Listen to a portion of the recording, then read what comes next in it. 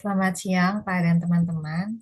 Kami dari kelompok 4 akan mempresentasikan materi kami terkait CPOB sediaan steril.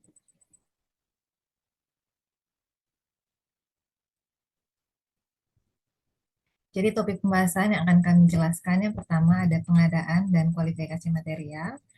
Yang kedua itu ada klasifikasi ruangan bersih. Yang berikutnya ada metode produksi spesifik. Lalu yang berikutnya itu ada evaluasi mutu steril. Dan yang berikutnya ada pengolahan limbah dan inaktivasi.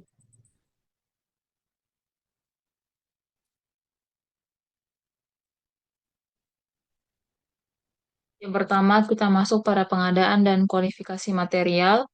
Artificial tears adalah sediaan steril oftalmik yang digunakan langsung pada mata, sehingga semua bahan baku atau excipients dan air wajib memenuhi standar steril dan pirogen free atau bebas pirogen atau endotoksin untuk mencegah terjadinya iritasi, inflamasi, atau infeksi pada mata.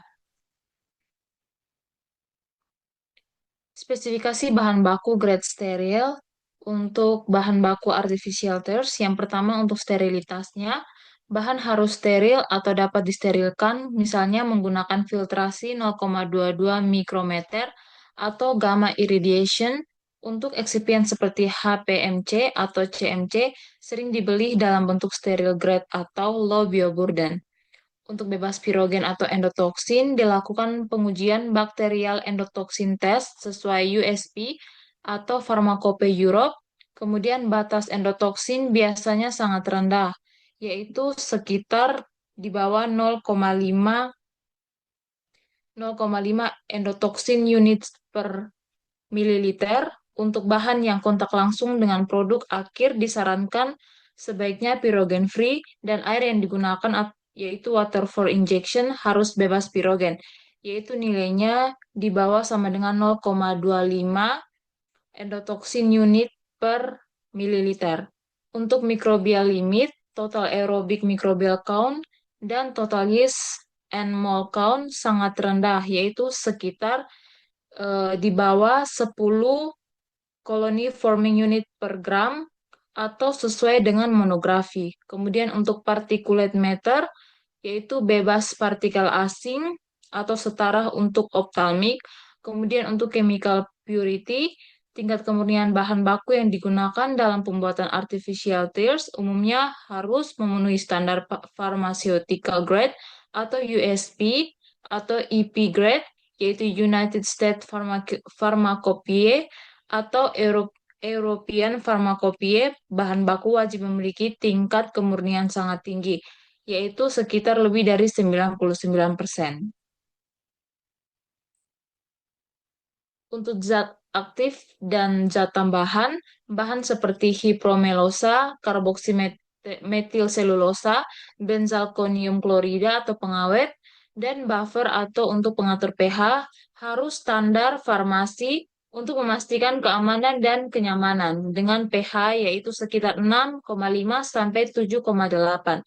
Untuk spesifikasi tambahan, eh, bahan baku tersebut harus low bioburden jika tidak steril, kemudian terdapat Certificate of Analysis atau COA yang mencantumkan hasil uji sterilitas, endotoksin, dan microbial limit dari pemasok dan compatibility dengan proses produksi, misalnya tidak mengganggu filtrasi atau stabilitas. Untuk kualifikasi pemasok khusus untuk bahan steril, yang pertama untuk seleksi awal, yaitu evaluasi dokumen, melihat izin usaha, kemudian GMP sertifikat, COA, DMV tipe 2, kemudian dilakukan audit report. Selanjutnya ada risk assessment, yaitu klasifikasi risiko pemasok berdasarkan yang pertama risiko tinggi untuk bahan steril dan juga sumber atau dalam negeri versus impor, kompleksitas rantai pemasok dan riwayat recall. Selanjutnya dilakukan audit, yaitu dilakukan audit secara on-site atau remote audit ke fasilitas pemasok, khususnya produsen bahan aktif atau eksipien kritis. Verifikasi sistem mutu, proses produksi, pengendalian kontaminasi, dan dilakukan traceability atau ketelusuran bahan baku tersebut. Selanjutnya dilakukan verifikasi sampel, dilakukan uji minimal 3 batch di lab internal, yaitu dilakukan uji sterilitas, endotoksin, dan identitas serta purity. Untuk quality agreement, kontrak yang mencangkup persyaratan mutu, change control, deviation notification, recall, dan audit rights. Selanjutnya, monitoring dan rekualifikasi dilakukan secara periodik, yaitu tahunan atau berdasarkan risiko, dan dilakukan berdasarkan tren performa dan juga dilakukan re-audit. Selanjutnya, persyaratan khusus untuk bahan steril. Untuk bahan baku yang harus steril, pemasok harus punya fasilitas dan sistem yang sangat ketat agar bahan tetap bersih dan aman. Untuk fasilitas khusus, itu harus terpisah. Proses produksi itu dilakukan di area khusus agar tidak tercampur dengan bahan lain yang berisiko, seperti antibiotik tertentu, hormon, dan lainnya. Kemudian untuk ruangannya itu harus bersih dengan menggunakan ruangan yang terdapat udara sangat bersih dilengkapi filter HEPA dan tekanan udara positif agar kotoran tidak masuk. Selanjutnya untuk sistem air khusus, air yang digunakan harus sangat murni dan dijaga terus sirkulasinya agar tidak tumbuh mikroba. Kemudian untuk proses sterilisasi tervalidasi, metode seperti autoklaf atau pemanasan harus terbukti benar-benar bisa membunuh mikroba dan pirogen. Untuk kontrol kontaminasi ketat, ada sistem khusus untuk mencegah masuknya mikroba dan endotoksin selama produksi, dan untuk tenaga kerjanya itu harus yang terlatih dan harus terlatih khususnya yang bekerja di area steril termasuk cara berpakaian atau gowning dan dilatih agar dapat menjaga kebersihan selama proses produksi produk steril. Kemudian untuk lolos inspeksi regulator, fasilitas harus sudah diperiksa dan disetujui oleh badan seperti BPOM, FDA, atau EMA tanpa masalah besar terkait sterilitas.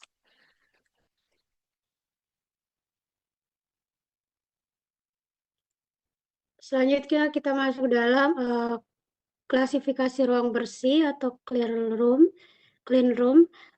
Clean room adalah ruangan dengan kontrol lingkungan yang ketat untuk membatasi jumlah partikel, mikroorganisme, suhu, dan kelembaban yang sangat penting dalam produksi sedan steril seperti tetes mata agar bebas kontaminasi. Clean room diklasifikasikan menjadi kelas A, B, C, dan D berdasarkan tingkat kebersihan dan risiko proses. Kelas A merupakan tingkat tertinggi untuk proses kritis seperti pengisian aseptik dengan LAF, kelas B sebagai pendukung, kelas C untuk tahap sebelum sterilisasi seperti pencampuran, dan kelas D untuk tahap awal seperti penyiapan bahan dan pencucian alat. Selanjutnya masuk ke dalam clean room dan penerapannya pada sediaan artificial tears. Pada kelas A merupakan tingkat kebersihan tertinggi yang digunakan untuk proses sangat kritis seperti pengisian aseptik dan penutupan wadah steril dengan laminar airflow. Pada pembuatan artificial tears, tahap ini digunakan untuk pengisian larutan ke dalam botol dan penutupan secara steril. Kelas B berfungsi sebagai area pendukung untuk menjaga kondisi tetap steril selama proses aseptik dan digunakan untuk persiapan alat, bahan steril, serta personil sebelum masuk ke kelas A. Kelas C digunakan untuk tahap sebelum sterilisasi seperti pencampuran bahan dan pembuatan larutan artificial tears termaksud pelarutan zat aktif dan eksipien hingga terbentuk larutan homogen sebelum disterilkan. Kelas D merupakan tahap awal produksi yang digunakan untuk penyiapan bahan baku, penimbangan, serta pencucian alat dan wadah sebelum digunakan dalam proses lebih lanjut. Dengan demikian, proses pembuatan artificial tears berlangsung bertahap dari kelas D, C, B, dan A, di mana semakin ke tahap akhir, tingkat kebersihan semakin tinggi untuk menjamin sterilisasi produk.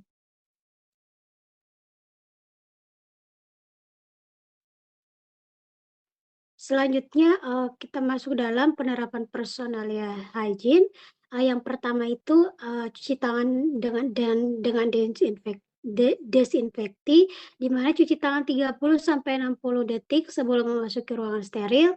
Yang kedua, gunakan disinfektan berbasis alkohol sebelum memakai sarung tangan steril.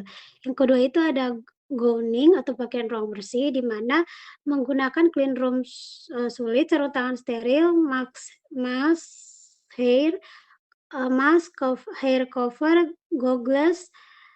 Selanjutnya urutan pemakaian dari pakaian, mask, sarung tangan, dan goggles. Yang ketiga ada kebersihan tubuh dan kondisi kesehatan, di mana ada personil dalam kondisi sehat, itu ada tidak sakit, batuk atau pilek. Yang berikut ada tidak memakai kosmetik berlebihan, rambut tertutup sepenuhnya. Yang berikut perilaku personil di ruang steril. Yang pertama ada meminimalkan gerakan. Yang kedua, kontrol pembicaraan dan aktivitas, di mana tidak berbicara, batuk, atau bersin dekat area kelas A, tidak makan, minum, atau membawa barang yang tidak steril. Yang ketiga, ada kepatuhan SOP dan monitoring, di mana selalu ikuti prosedur aseptik yang berlaku. Personil harus mengikuti pelatihan rutin dan audit gowning atau behavior.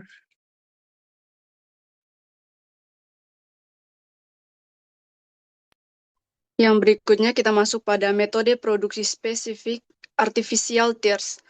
Artificial tears sendiri merupakan sediaan steril oftalmik yang digunakan langsung pada mata, sehingga proses produksinya harus memenuhi standar sterilitas yang sangat tinggi serta menjaga stabilitas bahan yang digunakan. Untuk metode produksi sendiri ini dipilih berdasarkan stabilitas bahan terhadap panas, risiko kontaminasi mikroba, serta kebutuhan sterilisasi produk akhir. Dalam industri farmasi, pemilihan metode sterilisasi sangat bergantung pada stabilitas bahan aktif dan eksipien. Untuk secara umum, sterilisasi akhir menggunakan autoclave merupakan metode yang paling sering digunakan karena mampu memberikan sterilisasi assurance level yang tinggi, yaitu jaminan tinggi sterilisasi produk. Namun untuk metode ini tidak digunakan pada artificial tears. Hal ini dikarenakan artificial tears mengandung bahan seperti sodium hyaluronat atau HA dan hipromelose atau HPMC yang bersifat termolabil atau sensitif terhadap panas tinggi. Untuk paparan suhu tinggi dari autoclave dapat menyebabkan degradasi struktur molekul serta menurunkan efektivitas bahan sebagai pelumas mata. Oleh karena itu, diperlukan metode lain yang mampu menjaga sterilitas tanpa merusak stabilitas dari bahan obat. Sebagai solusi, digunakan metode aseptic processing, yaitu proses produksi steril tanpa melalui sterilisasi akhir.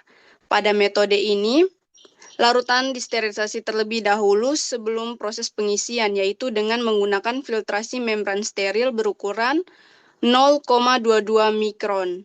Untuk filtrasi ini mampu menghilangkan mikroorganisme seperti bakteri dan jamur tanpa merusak struktur bahan. Selanjutnya, proses pengisian dilakukan dalam kondisi lingkungan yang sangat terkontrol untuk menjaga sterilitas produk. Dengan metode ini, produk tetap steril, stabil, dan aman digunakan pada mata.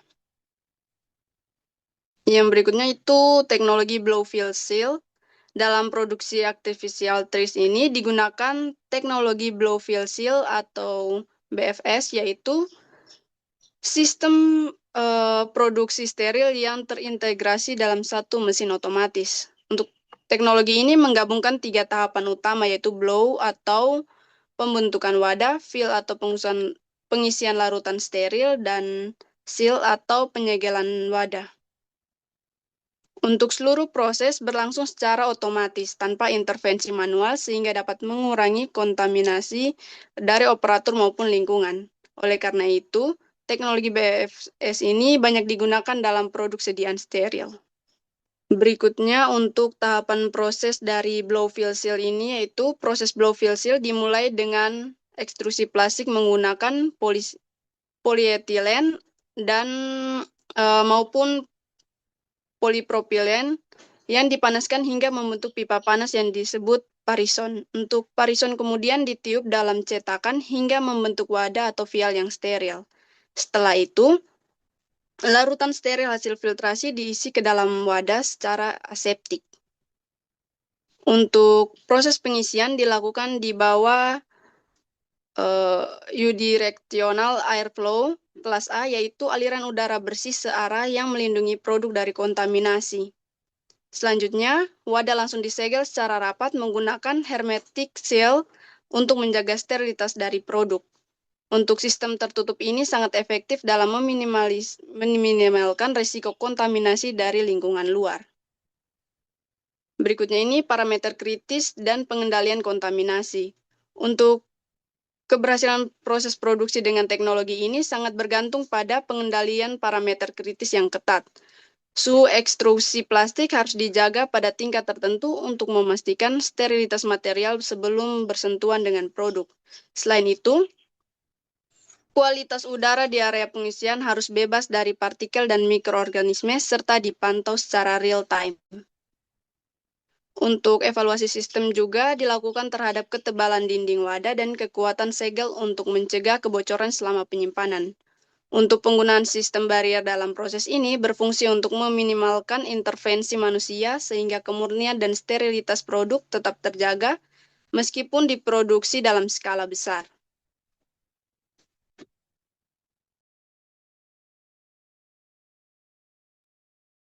Selanjutnya kita masuk pada evaluasi mutu sediaan steril. Yang pertama itu ada uji sterilitas, yang dimana bertujuan untuk memastikan sediaan benar-benar bebas dari mikroorganisme hidup, baik bakteri maupun jamur. Nah, metode yang digunakan itu menggunakan membran filtration dengan prinsip di mana jika ada mikroorganisme yang tumbuh, akan terlihat sebagai kekeruan di dalam media. Prosedur pengerjaan itu yang pertama siapkan alat steril yaitu LAF atau membran dengan ukuran 0,45 mikron. Kemudian yang kedua saring sampel artificial tears melalui membran. Yang ketiga, bilas membran dengan cairan steril. Yang kemudian yang keempat, pindahkan membran ke yang pertama untuk bakteri anaerob menggunakan media FTM di mana diinkubasi di antara suhu 30 sampai 35 derajat Celcius. Kemudian jika bakteri aerob atau jamur, gunakan media SCDM atau TSB yang dimana diinkubasi pada suhu 20 sampai 25 derajat Celcius. Kemudian yang kelima, inkubasi selama 14 hari. Yang terakhir, amati setiap harinya. Kemudian hasilnya jika media tetap jernih berarti media steril atau lulus. Kemudian jika medianya keruh berarti mengandung mikroorganisme dan tidak lulus. Kemudian yang kedua itu ada uji endotoksin yang dimana bertujuan untuk mendeteksi adanya endotoksin yaitu racun dari bakteri gram negatif yang bisa menyebabkan iritasi atau inflamasi pada mata. Metode pengujian itu menggunakan gel clot dengan prinsip di mana jika terdapat endotoksin maka akan bereaksi dengan reagen LAL yang dimana akan membentuk sebuah gel. Prosedurnya itu campurkan sampel dengan reagen LAL dalam tabung depirogenasi, kemudian inkubasi pada suhu 30 derajat Celcius selama 60 menit atau 1 jam. Kemudian setelah inkubasi balik tabung 180 derajat, kemudian jika terbentuk gel atau tidak mengalir maka positif endotoksin dan tidak lulus. Kemudian yang kedua, jika hasilnya cair atau tetap mengalir, maka negatif.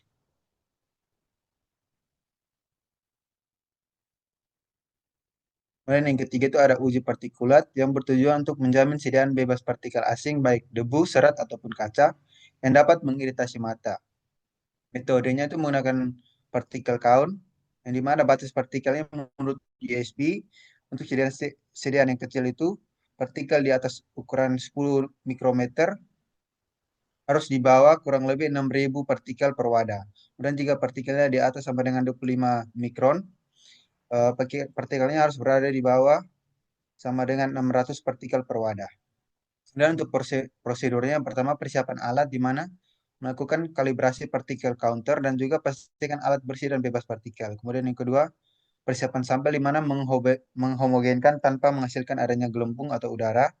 Dan yang ketiga, pengujian itu terdiri yang pertama masukkan sampel ke alat partikel counter, kemudian jalankan pengukuran otomatis.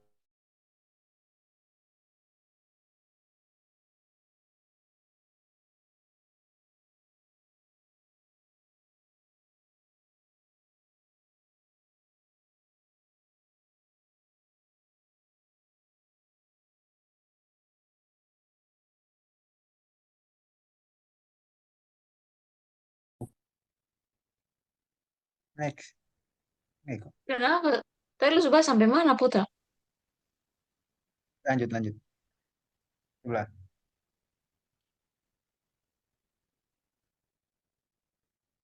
Dan yang keempat itu ada uji kebocoran di mana bertujuan untuk memastikan kemasan baik vial maupun ampul itu tidak bocor sehingga menjaga sterilitas selama penyimpanan. Metode pengujian itu mengenai ingress test atau metilen biru di mana prinsip jika bocor maka larutan berwarna akan masuk ke dalam wadah. Prosedur yang pertama siapkan larutan metilen biru 0,5 sampai 1%, kemudian masukkan ampul ataupun vial ke dalam larutan. Kemudian berikan kondisi vakum. Yang keempat, kembalikan ke tekanan normal. Yang kelima, keringkan bagian luar wadah dan amati isi wadah. Hasilnya jika tidak ada warna yang masuk, maka dinyatakan tidak bocor dan lulus. Jika ada warna yang masuk, maka tidak lulus atau terdapat kebocoran pada wadah. Next. Lalu yang berikutnya kita masuk pada pengelolaan limbah. Yang pertama, identifikasi sumber dan jenis limbah. Limbah artificial tears di industri farmasi berasal dari sisa proses produksi, pencucian peralatan, batch yang tidak memenuhi spesifikasi, serta produk kadaluarsa. Yang kedua adalah pengumpulan dan segregasi limbah. Dalam praktik industri, limbah ini dikategorikan sebagai limbah farmasi yang harus dikelola dalam sistem limbah B3 apabila mengandung bahan kimia tertentu, sehingga diperlukan wadah khusus, pelabelan, serta penyimpanan sementara yang aman untuk mencegah kontaminasi lingkungan. Lalu yang ketiga ada karakterisasi limbah. Limbah artificial tears umumnya memiliki nilai COD dan BOD yang cukup tinggi akibat kandungan senyawa organik seperti polimer dan pelumas. Sehingga diperlukan metode pengelolaan yang mampu menurunkan beban organik sebelum dibuang. Lalu yang keempat ada proses netralisasi dan degradasi. Tahap netralisasi dilakukan untuk menurunkan potensi pencemaran dari limbah, terutama jika mengandung pengawet atau bahan kimia aktif. Proses ini dapat meliputi penyelesaian pH atau netralisasi asam basa, serta degradasi senyawa organik melalui oksidasi menggunakan hidrogen peroksida atau metode AOP seperti UV atau H2O2. Lalu yang kelima itu ada pengelolaan lanjutan, di mana selanjutnya limbah dapat diolah dalam instalasi pengolahan air limbah secara biologis, di mana mikroorganisme akan mendegradasi senyawa organik yang tersisa. Lalu yang keenam ada pembuangan akhir, di mana limbah dapat dibuang ke badan air atau sistem saluran sesuai izin lingkungan. Sekian paparan materi dari kelompok kami. Terima kasih.